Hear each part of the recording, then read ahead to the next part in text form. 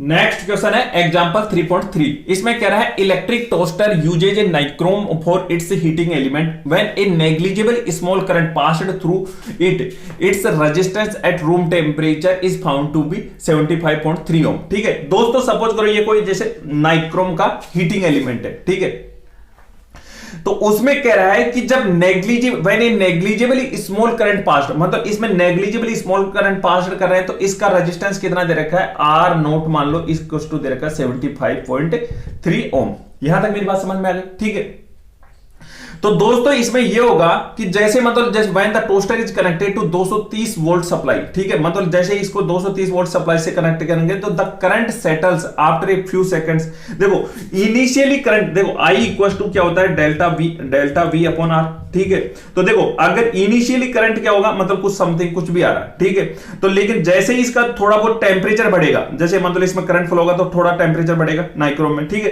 तो टेम्परेचर अगर बढ़ेगा तो इसका रेजिस्टेंस क्या होगा, रेजिस्टेंस भी बढ़ेगा, और रेजिस्टेंस बढ़ेगा तो क्या है, करंट डिक्रीज होगा। ठीक है, तो थोड़ी देर बाद में क्या होता है, थोड़ा सा कम होता है और एक स्टडी रेट आ जाएगी, वो कितने आ रही है 2.68। ठीक है, देखो इनिशियली अगर जैसे ये रेजिस्टेंस कितना देगा 75.3 ओम। ठीक है, और सराउंडिंग का टेम्परेचर कितना देगा 27 डिग्री सेल्सियस। ठीक है, तो देखो सराउंडिंग का टेम्परेचर जितना दे रखा है उतना ही टेम्परेचर इसका होगा अप्रोक्सीमेटली। ठीक है, तो देखो टी नोट इक्वल टू कितना हो गया 27 डिग्री सेल्सियस, मतलब इनिशियली टेम्परेचर। ठीक है, लेकिन जैसे ही इसको डेल्टा वी मतलब 230 वोल्ट सप्लाई से कनेक्टेड करते हैं, करंट फ्लो होता है। ठीक है, और करंट कितना दे रखा है अपने को, I इक्वल टू दे रखा है 2.68 एम्पियर। ठीक है ना, तो देखो अगर I इक्वल टू, देखो आपको पता है डेल्टा वी अपॉन आर। ठीक है, तो अगर मैं रेजिस्टेंस निकालना चाहूं तो रेजिस्टेंस इक्वल टू क्या होगा, डेल्टा वी अपॉन आई।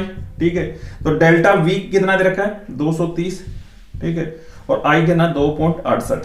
ठीक है, तो ये आपके पास में आ जाएगा 85.8 ओम आ जाएगा, इसको सोल्व करोगे। ठीक है, अप्रोक्सीमेटली। ठीक है, 85.8 ओम आ गया। ठीक है, अब देखो आप एक फॉर्मूला और याद रखना, जो रेजिस्टेंस और इसके टेम्परेचर के बीच में रिलेशन, देखो रो टी रजिस्टिविटी के लिए होता है, पहले रजिस्टिविटी इक्वल होता है और रजिस्टिविटी इक्वल होता है rho nought 1 plus alpha T minus T note. Clear? ठीक है, तो देखो अगर resistivity directly proportional to resistance, देखो resistance directly proportional to resistivity. ठीक है, तो रजिस्टिविटी की जगह मैं रेजिस्टेंस भी लिख सकता हूं। ठीक है, rho T equal to R 1 plus alpha T minus T naught. ठीक है ना, एक तो ये रिलेशन ये दोनों रिलेशन हो गए, मतलब सेम रिलेशन है। ठीक है, और एक देखो इसको वो करोगे आप आर टी है। ठीक है, इसको इधर लो, देखो आर, ये आर नोट है ना। ठीक है, तो इसको इधर लेता हूं मैं, आर नोट है ना, O -1 equal to alpha T minus T note.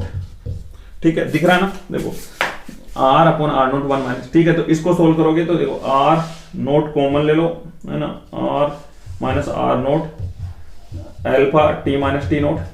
Clear? ठीक है, तो एल्फा इक्वल टू कितना हो गया, इसको इधर ले जाता हूं मैं, T minus T naught equal to alpha. ठीक है, तो इस रिलेशन को मैं दोबारा से लिख रहा हूं यहां पे, देखो एल्फा इक्वल टू क्या हो गया, R minus R naught T minus T naught है ना इंटू 1 अपॉन आर नोट। ये वाला रिलेशन भी याद रख लेना। क्लियर? ठीक है, तो अब अपने को क्या क्या मिल गया, देखो रेजिस्टेंस, इसको मैं एक बार रब करके यहां लिख रहा हूं। ठीक है, देखो आर नोट टेम्परेचर ये। ठीक है, तो टी टेम्परेचर पे कोई कुछ टेम्परेचर होगा। ठीक है, और उस पे आर कितना दे रखा है 85.8। ठीक है, ओम हमने ये निकाला है।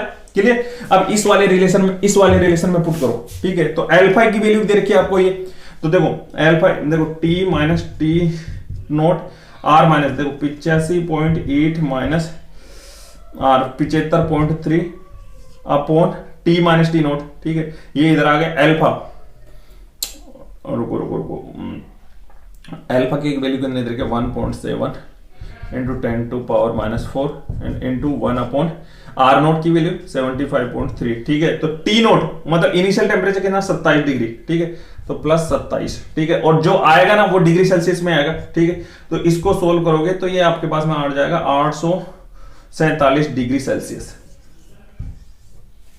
समझ में आया ना दोस्तों? ठीक है, मतलब देखो ये तीनों रिलेशन याद रख लेना, ठीक है। और इसमें कुछ भी नहीं है, जैसे इनिशियली जैसे 27 डिग्री सराउंडिंग का टेम्परेचर दे रखा है और नेग्लिजिबली स्मॉल करंट पास कराएंगे तो रेजिस्टेंस भी दे रखा है और सराउंडिंग का टेम्परेचर, तो सराउंडिंग के अप्रोक्सीमेटली टेम्परेचर इस वायर का भी अप्रोक्सीमेटली वही टेम्परेचर रहेगा।